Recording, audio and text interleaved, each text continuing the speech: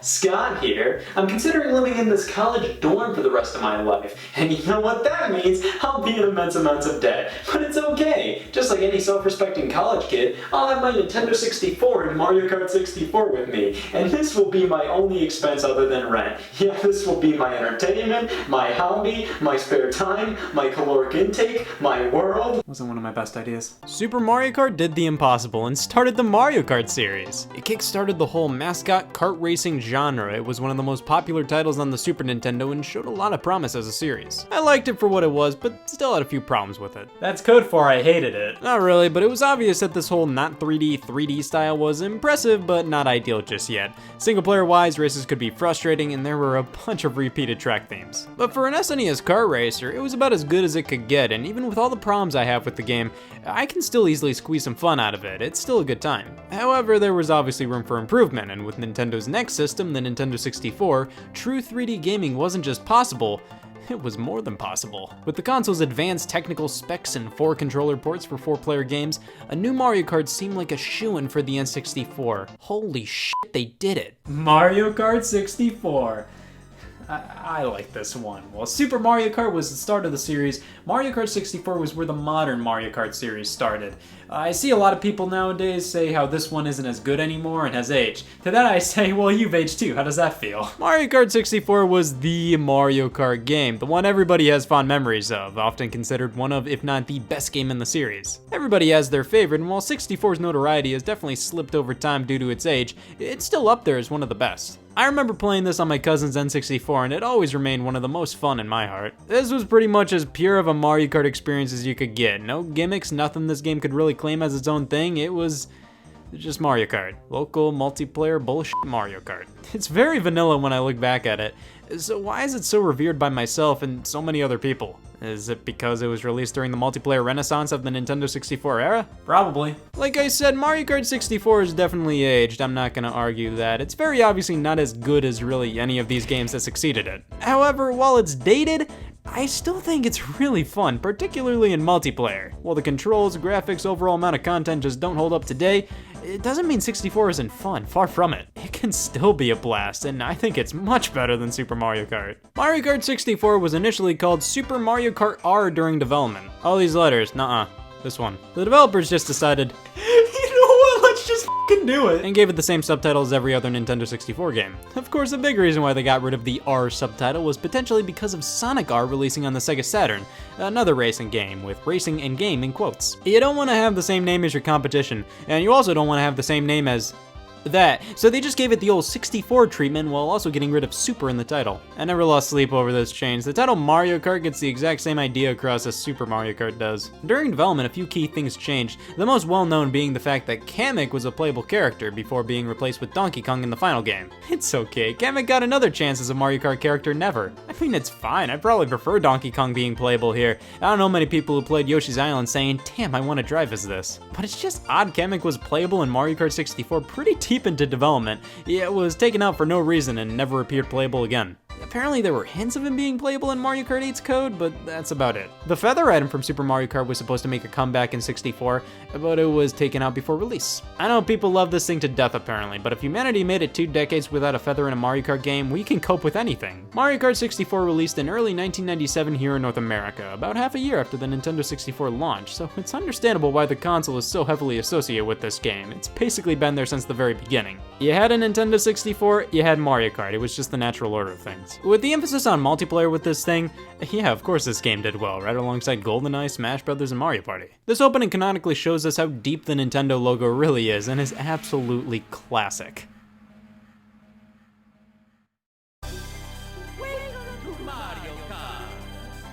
Well, let's get into Mario Kart 64.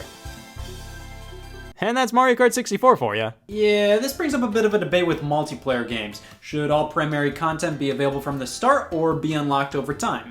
I see a lot of talk surrounding this mainly concerning games like Smash Brothers and of course Mario Kart. Mario Kart 8 Deluxe basically had most content unlocked from the get-go, which did make sense. That was an enhanced port of Mario Kart 8, a game that already sold millions of copies, so would it have really been fun for people to have to unlock all this stuff they already unlocked 3 years prior? But then look at a game like Smash Brothers Ultimate. That only starts you with 8 characters and forces you to unlock the billion other ones there are. Some players were definitely annoyed with this, but hey, that made me appreciate each and every character that much more whenever I'd unlock them. Mario Kart 64 is almost everything you could possibly do in the game available from the start, so let's get down to a pros and cons list of having all the content unlocked from the get-go. Pro, you can just jump right into the game and do whatever you want. Con, the amount of content you have to pick from can be overwhelming and it may be difficult to pick where to start. Not really with Mario Kart 64, but with like Smash Brothers or something. Pro, you don't have to do tedious tasks that you don't want to do to unlock the stuff that you actually want. Con, having everything just handed to you from the start makes it harder to appreciate all the content in the game. It weirdly feels like there's not much to keep you there. Like, I'm not working towards anything here, what's the point? Everybody has their own stance on this. I'm personally on the I like unlockable side of things. So Mario Kart 64 having all the courses, all the characters, all the modes but one available, makes this one of the weakest Mario Kart single player wise. Sure, Super Mario Kart forcing you to get gold and all the cups to unlock the final one could be frustrating, but yeah, it's something you were working towards at least. All cups are available from the start. We got the mainstay 50, 100, 150cc speeds we can choose from, and an actual character selection. Would you look at this, Super Mario Kart? Now this is a Mario Kart roster. We got Wario and Donkey Kong as newcomers. It's everything I could have possibly wanted. DK Jr., you won't be missed. I think he'd be a fun secret addition to a new Mario Kart, but come on. Regular DK deserves a spot more. We don't have Koopa Troopa anymore, but regardless, this is classic Mario Kart right here. We'll talk about the courses in a quick sec. Let's just bask in the glory of Outdated Kart Racer. This isn't necessarily an ugly game today, it just looks outdated, but it has its charm. You can still tell what everything is. The tracks are simple, but still well designed. I think it's way better than Super Mario Kart in this regard. The tracks are actually 3D, and it's way easier to judge distance and see everything. The characters are 2D though, just flat images of 3D models, which was a smart move. It helped this game run as well as it does. I definitely couldn't tell they weren't fully 3D as a kid, and they have a certain quirkiness to them I like. The back of Yoshi's head is more iconic than Warren Harding, my favorite 29th president of the United States. I can easily tell you all the playable characters in Mario Kart 64, but who the f was the 28th president? I don't know. The soundtrack has some incredibly memorable tunes. Ah shit, it was Woodrow Wilson. Although I would say Super Mario Kart had better ones. The 64s are great, it just can't beat its predecessor in my opinion. At least now we have character voices. A few are pretty spot on with what we have today. And then there's Toad. He sounds like a 16-year-old girl who's capable of saying full sentences. I don't know, I kinda like it. Yoshi didn't have that regular fluttery voice we know him to have now, and that started with Yoshi's Story. Here he has the same sound effects we got in Super Mario World. And I still have no idea what this sound is supposed to represent. 64 introduced so many new items. Everything returns from Super Mario Kart except the feather and the coins. I was cool with the coins, but they were fairly superfluous in my opinion. And the feather, oh man, how dare they not include my favorite thing to waste so I can get a shell or something. They included a lot of new variants of items this time. 3 mushrooms, which give you 3 speed boosts, and the super mushroom that just gives you as many boosts as you want for a limited time. Now fake item box, something to trick your fellow players with. They're fairly hard to distinguish in this game compared to how they are in later entries. I kinda like that. 3 green and red shells, like a ton of bananas, and the blue shell, professionally known as the spiny shell, targets the player in first place. It's not horrible in this game. I believe its true power was unleashed in Mario Kart Wii, but here, it's fairly well balanced. Alright, we're talking politics. It's your favorite honor, and today we're gonna be settling this right now. Does Mario Kart 64 control poorly or alright? Yes, Mario Kart 64 isn't the best controlling Mario Kart. It's manageable, but Jesus Christ, this thing can be terrifying behind the wheel. Drifting, just like with the first game, is a bit too all or nothing for me personally. I feel like whenever I go to drift, it's just too much. You get a boost of speed for correctly pulling it off, so there's more of a reason to do it here than with Super Mario Kart, but I just don't want to risk it most of the time. On 150cc, you can spin out by turning too quickly. I don't like that. The game controls fine, like I still feel fairly in control of things. It's just pretty loose, and drifting still hasn't been perfected. But then again, sometimes the controls feel stiff as all hell. Like when I need to turn quickly, I just can and run into whatever's in front of me. Couple that with the fact the saps in the first couple places cheat just like they did in Super Mario Kart, and you have a recipe for, well, this is kind of annoying. Seriously, here I used loads of speed boosts, yet Yoshi remains unrealistically far away. Now the courses. You know what, 64 is some of the most memorable and fun tracks in the entire series. and also some of the most frustrating as well. The Mushroom Cup houses some of the easiest courses in the game. The later the cup, the more difficult they usually are, so makes sense. While these are some of the easiest, they're definitely some of the most well-designed. These are just inherently enjoyable to race on. Kalamari Desert is easily the coolest one. It has a train. It's like, compared to most humans, Kalamari Desert will always have that going for it. The other ones are fine. I think Koopa Troopa Beach would rank second. Luigi Raceway might be third for me. Yeah, sure, Moo Moo Farm has moles, but I'm a sucker for traditional generic Mario Kart tracks like this. I don't know why. Flower Cup's a bit lamer. The coolest one here is Toad's Turnpike. It's only sometimes cooler when Mario Kart has tracks like this that are like places in real life compared to fun colors and shapes with the wackier tracks. Frappe Snowland and Choco Mountain aren't my thing. A Choco has so many ledges to fall off of, and the overall design is boring, who cares? Now, I'm fine with Mario Kart tracks having ledges you can fall off of, but this... You gotta be kidding me. So what the hell happened here? Frappe is better, but nothing that great. This cup ends things off with Mario Raceway. I know I just said I like the generic Mario Kart tracks, but we literally just had one in the last cup. And there's not much to distinguish this one from Luigi Raceway. There's a pipe tunnel in Mario Raceway, and just a tunnel in Luigi Raceway. Whoa. Star Cup. Wario Stadium is garbage. This isn't course design, this is an intestinal track. It just goes on and on and on. And much like Choco Mountain, the ambience isn't doing too much for me here. Yeah, copy and paste Wario faces as much as you want. They can't save this one in my opinion. I like the concept of the whole stadium thing. I just don't care for it here. Now, Sherbet Land is a much more interesting Frappe Snowland. It's definitely more difficult, but that's to be expected. Royal Raceway, I like this one. A track taking place nearby Peach's Castle. This is one of my favorites in the game. Simple, but fun. Bowser's Castle.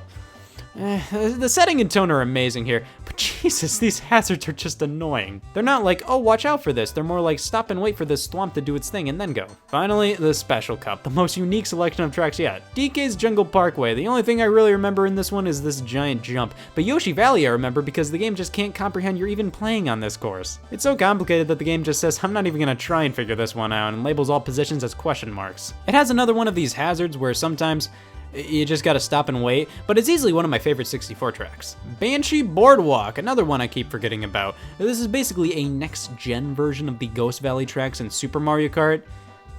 It's alright. But we end things off with a new take on Rainbow Road, the longest track ever. Seriously, this thing goes on forever. It's not a particularly interesting Rainbow Road, to be honest. It's just kind of long. Overall, I like a lot of these tracks. Forgot a handful of them exist and dislike a few of them. I think the entire track selection is pretty decent, but so far I've mainly been talking about this from the single player perspective. In multiplayer, these are all a blast. I mean, it's Mario Kart, why wouldn't they be? Even the tracks I despise, the fact I dislike them makes them fun in multiplayer. It's weird how that works out. It's so much fun to get frustrated alongside friends. It's fun to see hazards absolutely ruin your friend's day and then mess you up as well. The hazards in Mario Kart 64 absolutely obliterate players, and it is the best. I thought it took forever to recover in Super Mario Kart. No. Have you seen Mario Kart 64? Even hitting other players with items, it's sharp and quick. It's fantastic. All these elements, the hazards, rubber banding AI, some of the super long tracks, weird controls, they make Mario Kart 64 frustrating if you just want to go through all the tracks and get first place in single player,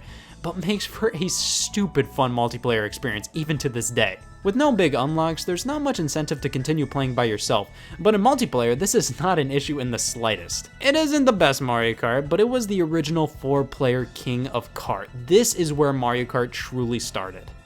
And it has an amazing battle mode. 4 legendary arenas. Block 4, yeah, my funeral's gonna be held there. Battles to the death. I love battle mode, and 64 had one of the best ones still to this very day. You can also mess around with time trials.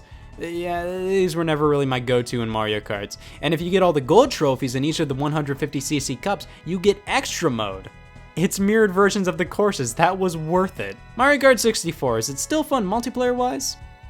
Is it frustratingly dated single-player-wise? Yeah, Mario Kart 64, it's aged poorly. I do agree with that to an extent.